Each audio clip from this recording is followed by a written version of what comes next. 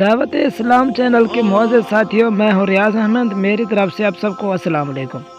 آج کی ویڈیو میں ہم بات کریں گے کہ شداد کے مرنے کے بعد اس جنت کا کیا ہوا، جب حضرت اسرائیل علیہ السلام سے پوچھا گیا کہ آپ کو روح قبض کرتے ہوئے کن شخصوں پر سب سے زیادہ رحم آیا، تو انہوں نے کیا جواب دیا۔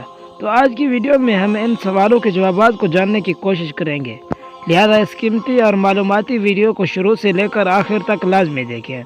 سامعین گرامی، جب شداد کا موت ہوا تو اللہ تعالیٰ نے اس جنت کا کیا کیا جو شداد نے اپنی زندگی میں بڑی ہمت اور طاقت سے بنائی تھی، جسے بنانے کے لیے 1200 سال سے زیادہ کا عرصہ لگ گیا۔ جی ہاں، تو اسے بہت سے لوگوں نے ڈھونڈنے کی کوشش کی، ہزار کوششوں کے باوجود اس جنت کے بارے میں نہ تو کچھ معلوم ہو سکا، نہ کسی کے ہاتھ لگا۔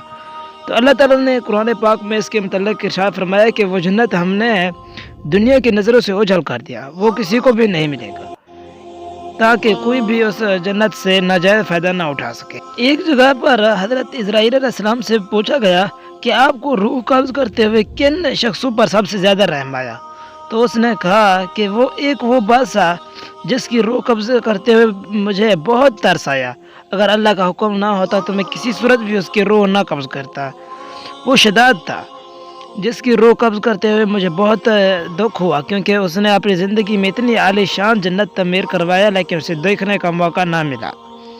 جبکہ ایک وہ بچہ جو کشتی پر سوار ہو کر اپنی ماں کے ساتھ دریا میں جا رہا تھا، جب اللہ تعالیٰ نے حکم دیا کہ اس کی ماں کی روح کو قبض کر لو، اور وہ بچہ اس وقت تنہا رہ گیا، تو اس وقت مجھے بہت ہی دکھ ہوا۔